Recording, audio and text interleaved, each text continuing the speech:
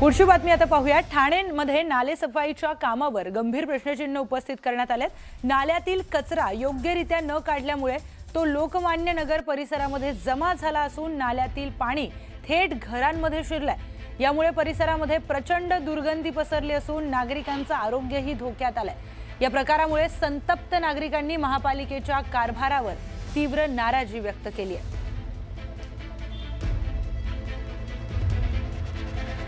तर ठाणे महापालिकेच्या नाले सफाईच्या कामावर आता गंभीर प्रश्नचिन्ह उपस्थित केले जात आहेत। यासंबंधी अधिकची माहिती आपण जाणून घेऊयात आपले प्रतिनिधी अजित मांढरे यांच्याकडून। अजित, नाले सफाईवरून आता गंभीर प्रश्न उपस्थित केले जात आहेत, काय अधिकची माहिती?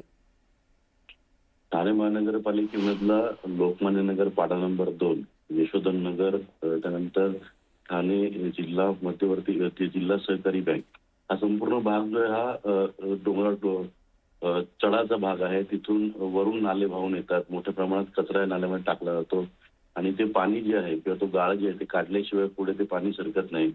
मुळात ठाणे महानगरपालिकेसमोर ही समस्या जी ती दरवर्षी असते, पण दरवर्षी ज्याच पद्धतीने विचित्र पद्धतीनं नाले सफाई केली जाते त्याचं जिवंत उदाहरण आपल्या समोर आहे की वरून जो कचरा वाहून येतो तो कचरा वाहून दिला जातो, तो गाळ किंवा कचरा वरच काढला जात नाही, तर तिथूनच तो पूर्णपणे खाली गेल्यानंतर तो पुढे मोठ्या नाल्यामध्ये मिळतो आणि मग तिथे मोठ्या प्रमाणात गाळ तयार होतो। पण ही सगळी परिस्थिती असताना वारंवार तक्रारी करून देखील महानगरपालिकेने जो गाळ जो आहे तो कचरा आहे तो काढला नाही आणि परिणामी वरचा सगळा कचरा खाली एका ठिकाणी थांबला आणि त्यामुळे पाणी तुंबून लोकांच्या घरामध्ये अत्यंत दुर्गंधी आणि घाण असं पाणी जे आहे ते गेलेलं आहे नाल्याचं। यामुळे लोकांच्या आरोग्याचा प्रश्न निर्माण झालेला आहे। या उपर ज्यावेळेस नागरिकांनी तक्रारी केल्या, आमच्या घरी पाणी आलं नाल्याचं, या संबंधी अधिकाऱ्यांनी जेव्हा फोन केले तेव्हा थोडं पाणी घरामध्ये आलं तर काय बिघडतं, अशा पद्धतीची उत्तरं जी आहेत ती जी अधिकारी त्यांच्याकडून दिली गेलेली आहेत। मुळात नाले सफाई करताना मुळात नाले सफाईला अवघे काही दिवस उरलेले असताना एवढ्या मोठ्या प्रमाणात तुंबलेले नाळे याच्याकडे महानगरपालिकेच्या अधिकाऱ्यांचं लक्ष गेलं नाही का? तिथे कोणी पाहिलं नाही का? तो गाळ जो आहे तो साफ करून का घेतला नाही, तो कचरा तिथून का काढला नाही?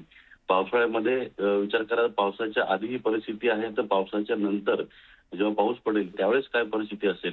म्हणजे पाणी तुंबून लोकांच्या घरामध्ये घाण पाणी जाऊन त्यांचं आरोग्य धोक्यात यावं याकरता ठाणे महानगरपालिका वाट पाहते का, असा संताप जो आहे ते ठाणेकर व्यक्त करतायत। निश्चितच अजित, अतिशय महत्त्वाचा प्रश्न इथे उपस्थित होतोय। मान्सून पूर्वी जर हे साफसफाई झाली नाही तर आणखी गंभीर प्रश्न उपस्थित होऊ शकतात। माहितीसाठी धन्यवाद।